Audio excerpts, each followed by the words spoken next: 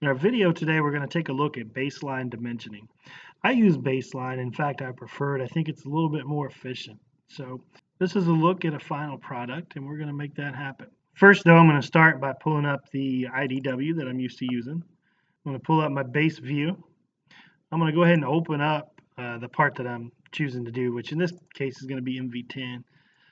There's my front view. I'm going to go ahead and put a top view down by clicking the triangles, the right side, and then the isometric. I'm going to actually scale these down to be 1 to 1.5, and I'll click OK. Now remember, I'm going to go ahead and double click on this one, and I want to change that to shaded. Now, just like before or in all our other drawings, we want to go ahead and automate these center lines. So I'm going to right click on each view and go to automated center lines. And then I'm just going to click the cylinder for apply to, and then under projection I'm going to click on both. And I'm going to do the same thing up here, so right click on the view, automated center lines, cylinder, and then click both on projection. Same thing over here on the right side view, automated center lines, cylinder, and then projection. So now I've got all my center lines in. Next thing I'm going to do is I'm going to go ahead and go to annotate. I am going to just choose baseline here. So on this view, and remember, I want to try to keep these in between the views if possible. So I'm going to say right here to here, and I want the center mark, and then to this top. Then I got to right click, and I'll hit continue. That'll give me some numbers to work with. Then I'll left click. Now, here's where most people make their error. They go ahead and start trying to dimension somewhere else. Before I move on, I got to right click and say create. If I don't do that, it won't work. So now I'm going to go back to baseline again, and I'm going to go from this line to here. Then I want the center mark, and this center mark, and this line. I've almost clicked everything here. I'm going to right click and say continue. Then I'm going to pull it down here, left click to place it, right click, and then hit create. Now all of those will stay there. So I'm looking at the numbers. Do I know how tall this is? Yep. Do I know how long this is? And that's given right here. Do I know how thick it is? And not really. So I probably could use baseline again.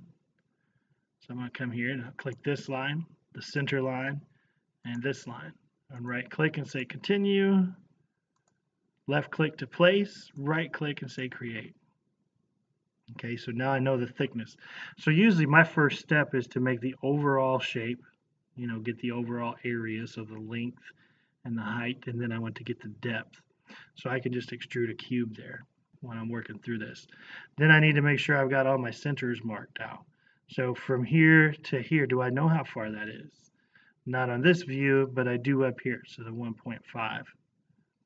And I put it up there because really what I'm looking for, I really want to keep these dimensions in between the views whenever possible. And I could have gone baseline just like this. I said right here to here to here to here. And then I'll right click and say continue and then pull them down here.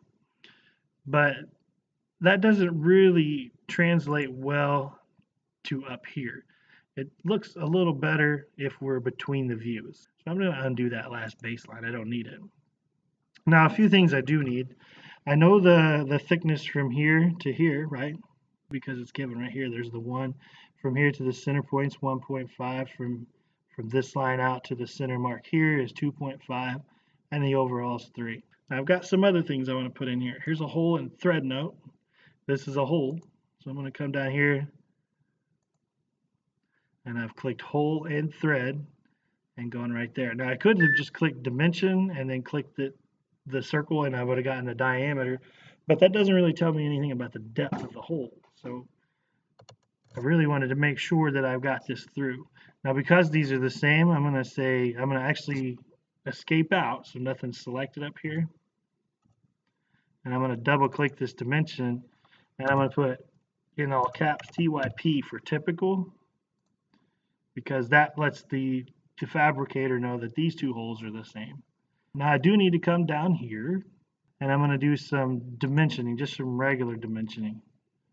Let's take a look though first. If I baseline every single view, so I come here and I say, all right, this line to this line to this line, even to the, well, just to those three, and right click and say continue, and right click and say create.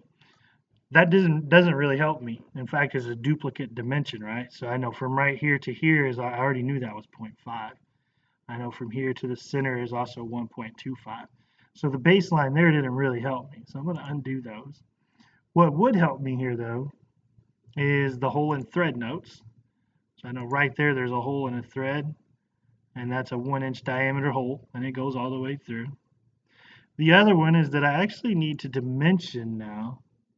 So just regular old dimension. I need to dimension this arc. And that's a radius of 0.75. To locate the center of that hole, from this line to here, I already know is 1.25. One thing I could also consider, this is centered here too. It's not given on this view, but it is right here. So from here to here is 0.75.